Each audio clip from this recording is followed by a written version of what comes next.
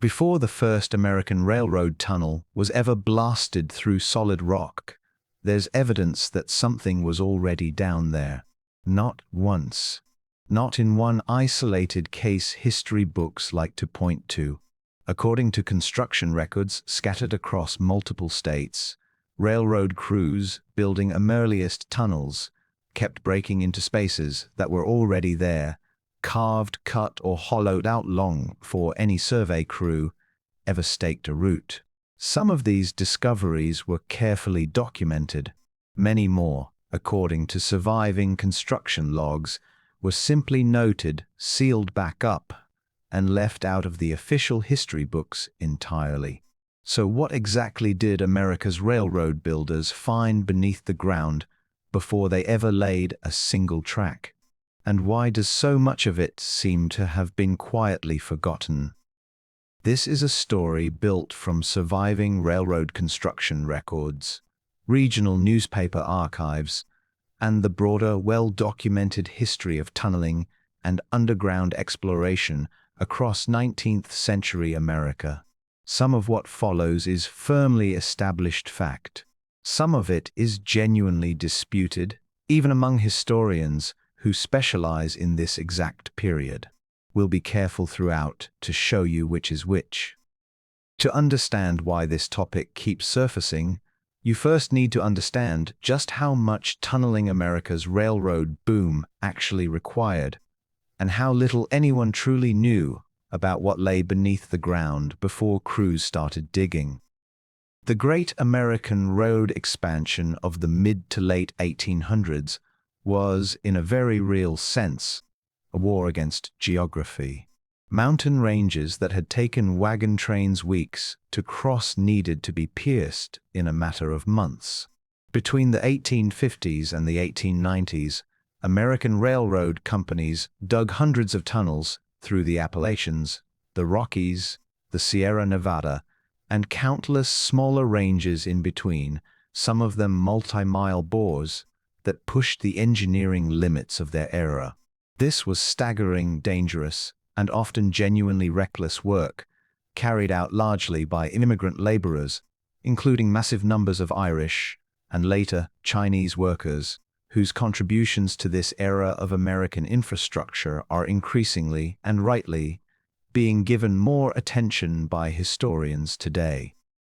Before any of this construction began, though, the land itself already carried a long layered history of use beneath its surface.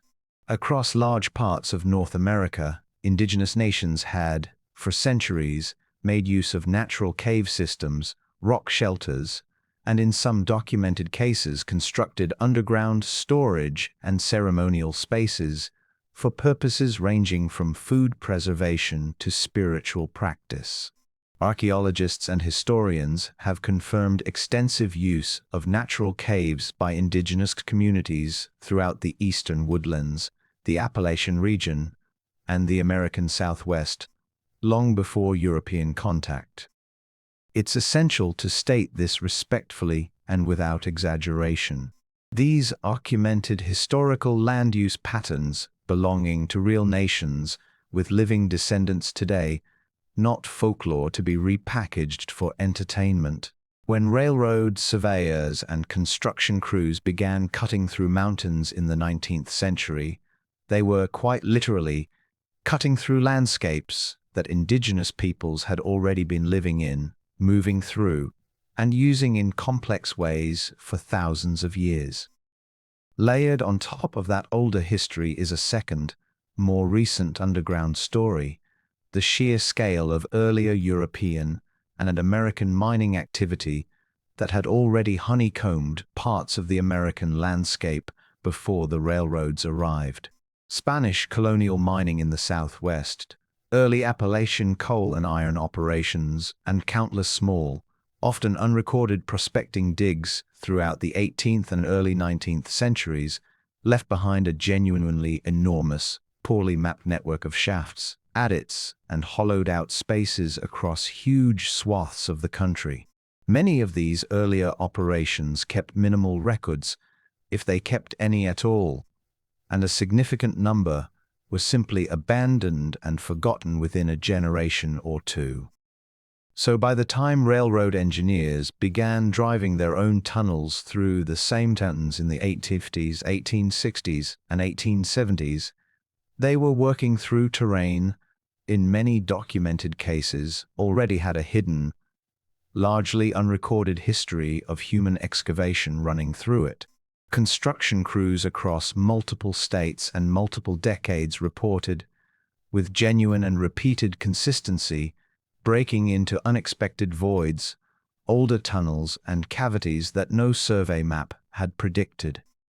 That's the historical backdrop worth understanding before we get to the specific documented cases. Because once you know how common this kind of underground surprise actually was, the individual stories become less like isolated anomalies and more like scattered pieces of a much larger, quietly overlooked pattern in American infrastructure history.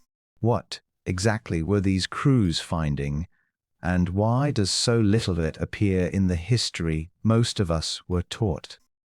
Let's start with one of the better documented in this pattern, the Hoosac Tunnel, built through the Berkshire Mountains of western Massachusetts between 1851 and 1875.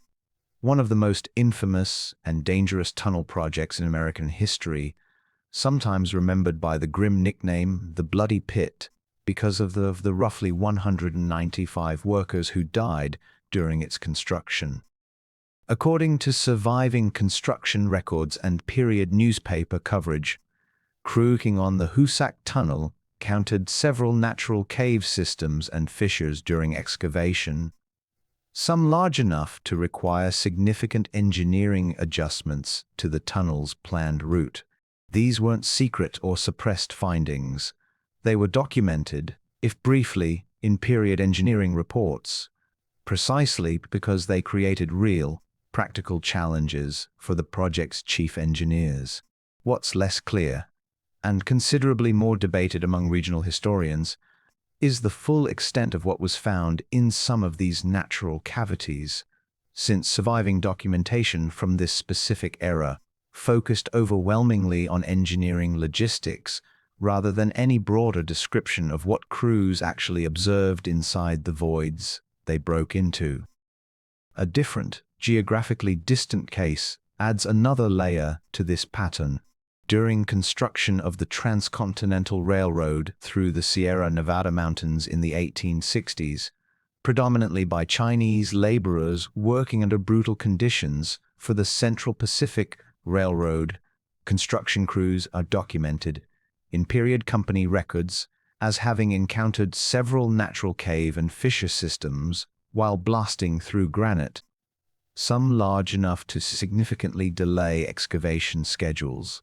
Company correspondence from this period, preserved today in railroad archive collections, references these encounters primarily in terms of their impact on construction timelines and structural engineering, rather than offering any detailed account of what these spaces actually contained.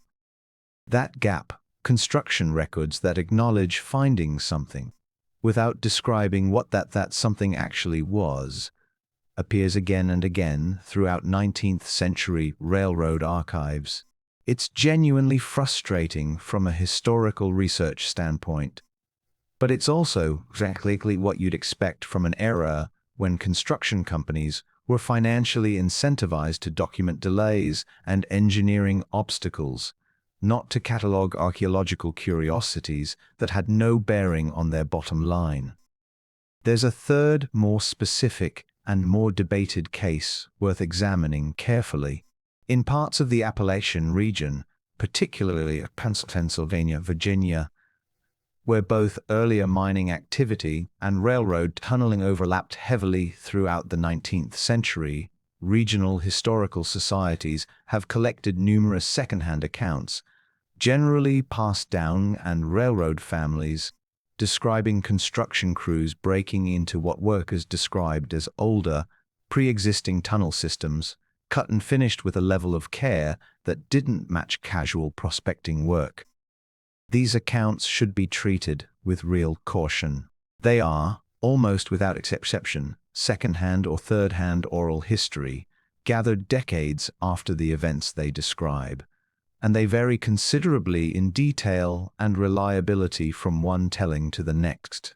Some regional historians who've examined these accounts believe they most likely describe encounters with earlier, simply undocumented mining activity consistent with the well-established pattern of poorly recorded prospecting throughout Appalachia in the 18th and early 19th centuries. Others argue that at least some of these accounts may describe considerably older excavation, potentially connected to earlier indigenous use of cave and rock shelter systems throughout the region, a possibility that would require careful, respectful archaeological investigation to properly evaluate, rather than speculative retelling. What ties these scattered cases together isn't a single dramatic reveal. It's a consistent, repeated pattern. American railroad construction, across multiple decades and multiple regions, kept running into evidence that the ground beneath these projects already had a hidden history, one that construction companies had neither the time, the incentive, nor, in many cases, the institutional interest to properly document or preserve. If patterns like this, quiet threads running through official records that most standard history books never quite connect, are the kind of history that keeps you thinking after the video ends, this channel is exactly for that. Subscribe now, because what happened to many of these underground discoveries after construction finished only deepens the puzzle. So what does closer historical scrutiny actually tell us? Why so much of this underground remains so poorly documented today? This is where a responsible investigation has to slow down and separate genuine gaps in the record from anything resembling a deliberate cover-up. The most straightforward explanation, and the one most historians of American infrastructure would offer first, is simple institutional priority. 19th-century railroad companies were commercial enterprises, operating under enormous financial and time pressure, frequently racing competitors to complete routes and secure lucrative government land grants and contracts. Their record-keeping, understandably, focused overwhelmingly on engineering specifications, labor costs, and construction timelines, not on cataloging incidental discoveries that had no bearing on those priorities. If a crew broke into an older tunnel or cave system, sealed it, adjusted their route, and kept moving, that's often precisely how much documentation the event received, because from the company's perspective, that's all it needed. That's not a dismissive explanation. It's actually the far more probable one, and it's important to read deliberate suppression into what was, in many documented cases, simply the ordinary indifference of profit-driven 19th century record-keeping toward anything outside its immediate commercial interest. There's also a genuine, well-documented gap in how 19th century archaeology and railroad engineering intersected, or rather, largely failed to intersect. American archaeology as a formal, professional discipline was still its early stages throughout most of this railroad-building era, and there was no established institutional mechanism requiring construction companies to report, preserve, or even pause work for potential archaeological finds, a protective framework that wouldn't meaningfully develop in the United States until well into the 20th century. And that continues to evolve today. The absence of formal archaeological documentation from most of these 9th century discoveries is consistent with this broader, well-established historical gap, rather than evidence of anything deliberately concealed. Official institutional records offer limited additional clarity on the more ambiguous cases. It's worth explaining honestly why.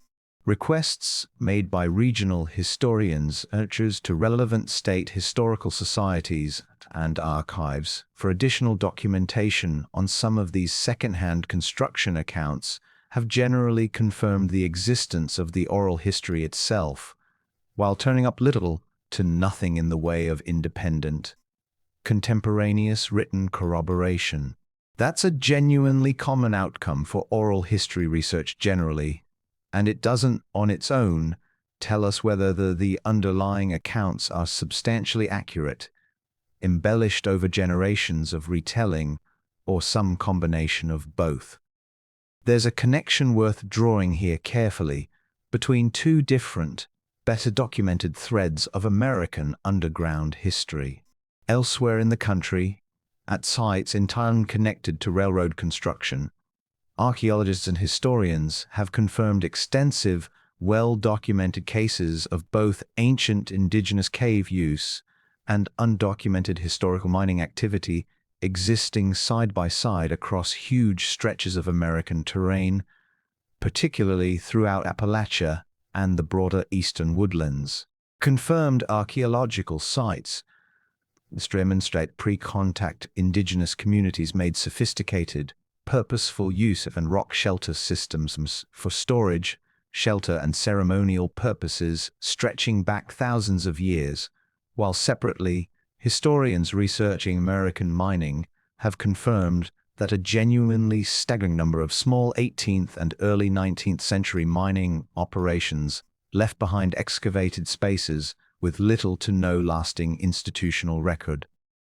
If the railroad construction encounters described across these various regions connect to either or both of these well-documented, independently confirmed patterns, they wouldn't represent some isolated anomaly in American history. They would simply be one more chapter in a much larger, genuinely underappreciated story that huge portions of the American landscape, long before railroads or even European settlement, were already far more extensively used, shaped, and hollowed out by human hands than most popular history typically acknowledges.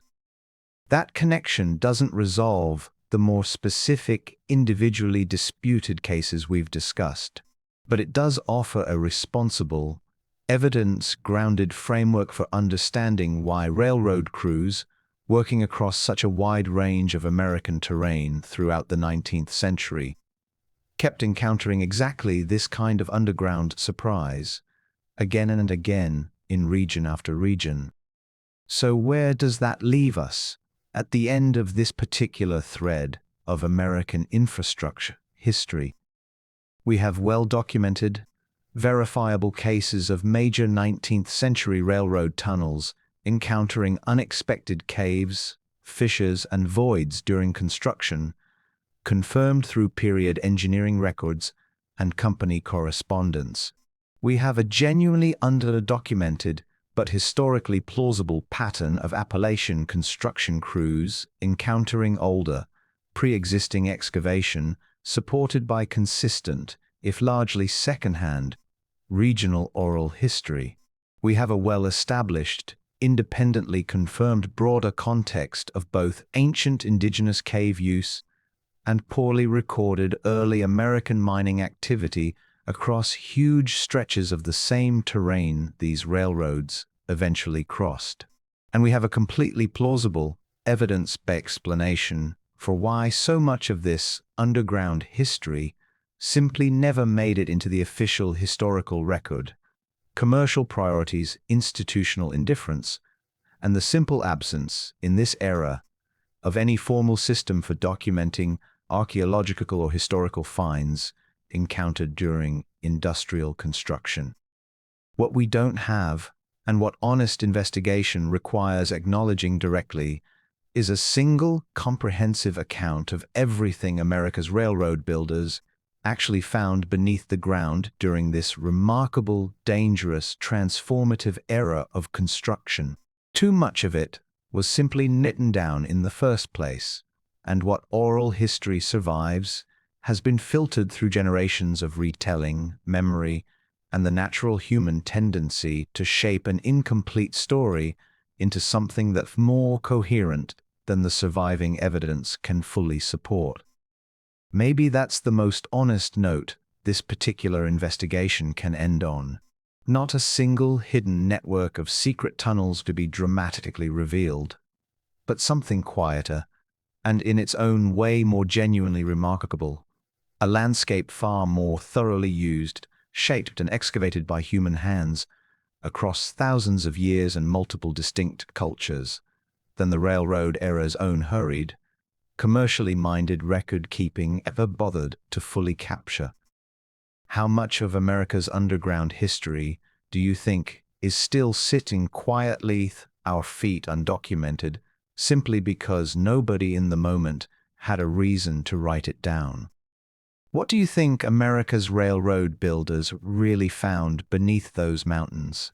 Share your theory in the comments below. I read every single one.